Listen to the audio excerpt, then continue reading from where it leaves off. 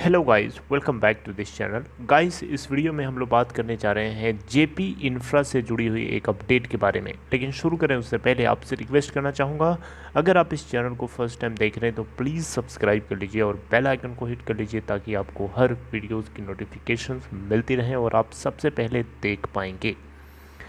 तो देखिए, JP infra limited के अंदर अगर आप पूछेंगे कि आज क्या करना चाहिए, तो मैं आपसे यही बोलूँगा कि थोड़ा सा अभी आप वेट एंड वॉच करिए, क्योंकि जल्दीबाजी में ना होइए, क्योंकि सिचुएशन अभी भी पूरी तरीके से क्लियर नहीं हुई है। अभी भी बादल साफ़ नहीं हुआ है, क्योंकि दोनों तरीके की बातें अभी चल रही हैं। अभी आपको मैंने बताया था कि जेपी इंफ्रा लिमिटेड के अंदर सुरक्षा एसेट रिकंस्ट्रक्शन कंपनी को विनर घोषित कर दिया गया है, लेकिन अभी भी इसको लेकर के बहुत सारे लोगों के मन में सवाल हैं। अब यही हम डिस्कस करेंगे इस वीडियो के अंदर।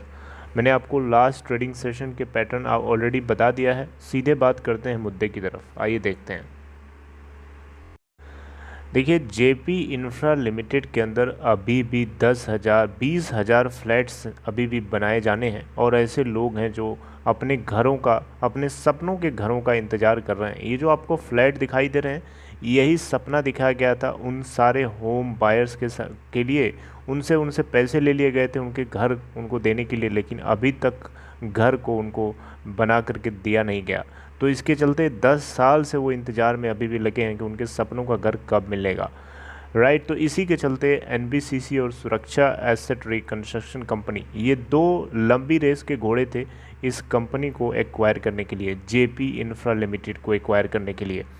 सुप्रीम कोर्ट ने आपको बताया था कि यही दो कंपनीज बिड कर सकती हैं, तीसरी कोई कंपनी इसमें एंट्री नहीं करेगी। अब इन दोनों में बहुत सारी खींचातानी होती रही, बहुत सारी बिडिंग कई बार होती रही। कमेटी ऑफ क्रेडिटर्स कभी एनबीसीसी को रिजेक्ट कर दिया, कभी सुरक्षा को। भी आपको बताना चाहूँगा, इससे पहले एनबीसीसी को एक बार बिडिंग हुई थी, उसमें जीत मिली थी। इवन एनसीएलटी से अप्रूवल भी मिल गया था, लेकिन फाइनली सुप्रीम कोर्ट ने कैंसिल कर दिया एनबीसीसी के बिड को कॉम्प्लाइंट ना बताते हुए, मतलब वो कॉम्प्लाइंट नहीं था। फिर से अब जो अभी मीटिंग हुई है लास्ट कुछ दिनों में, मैंने आपको अपडेट किया था। अब इस मीटिंग में आपको पता है कि सुरक्षा एसेट रिकंस्ट्रक्शन कंपनी को बिडर बता दिया गया। एनबीसीसी को बताया गया कि इनका जो तरीका है, या ये जो एसेंटिंग और डिसेंटिंग क्रेडिटर्स के लिए जो ये प्रपोज़ल दे रहे हैं, वो कहीं ना कहीं इनका राइट नहीं है।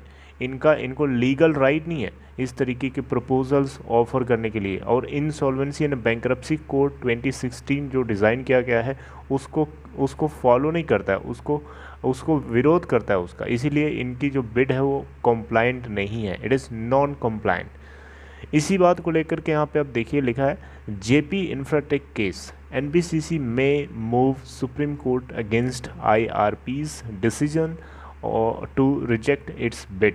सुप्रीम कोर्ट के अंदर एनबीसीसी तो जाएगा ही जाएगा। इसके अलावा एनबीसीसी ने, आपको पता है, सरकार की एक कंस्ट्रक्शनल आर्म है, तो एनबीसीसी ने अनुज जैन को ऑलरेडी एक लेटर लिख रखा है। अनुज जैन आपको पता है ना कौन है? अनुज जैन है आईआरपी, इंटरिम रेजोल्यूशन प्रोफेशनल, जो कि सुप्रीम कोर्ट के द्वारा अपॉइंट किया गया ताकि इस पूरे प्रोसेस को 45 दिनों के भीतर करा सकें।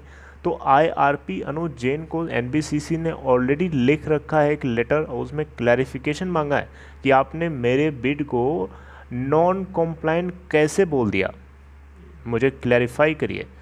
और इसके अलावा ये सुप्रीम कोर्ट में भी जाने को तैयार है। तो इसीलिए मैं आपसे बोल रहा हूँ कि अभी आप तुरंत चौकन्ना हो जाइए, तुरंत रेडी हो जाइए, तुरंत सावधान हो जाइए। जल्दीबाजी में कोई काम ना करिए, वरना कुछ गलत हो जाएगा।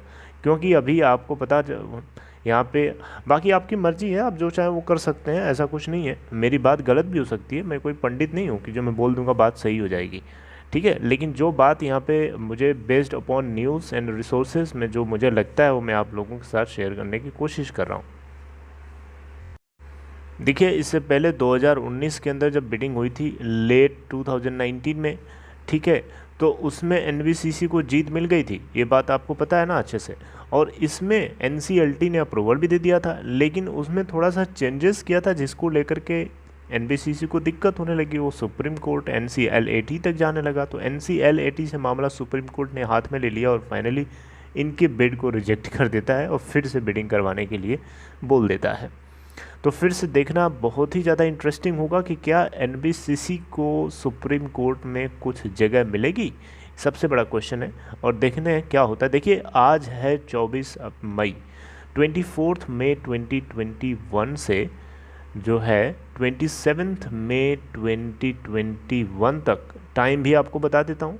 देखिए 24 मई 2021 को 12 बजे से लेके आज 12 बजे से लेकर के 27 मई 5 बजे तक के टाइम में वोटिंग कराई जानी थी, ई वोटिंग करानी जानी थी, यानी इलेक्ट्रॉनिक मीन्स के जरिए वोटिंग करानी जानी थी कमेटी ऑफ क्रेडिटर्स की। किसके लिए? सुरक्षा एसेट रिकंस्ट्रक्शन आर्म के लिए।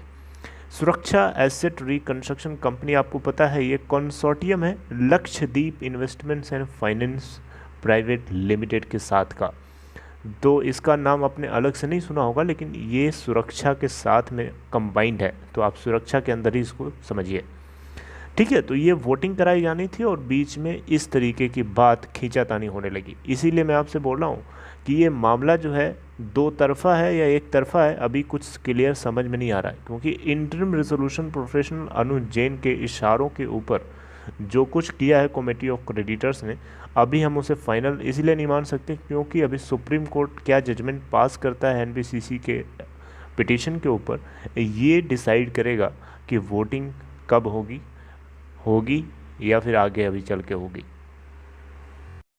एनबीसीसी का सीधा सीधा कहना है कि जो भी फैसला लिया गया है कमेटी ऑफ क्रेडिटर्स और ये इंटरिम रेजोल्यूशन प्रोफेशनल के द्वारा, ये पूरी तरीके से बायस्ड है, ठीक है। ये बायस्ड है, इसलिए ये सुप्रीम कोर्ट में जाने को तैयार है।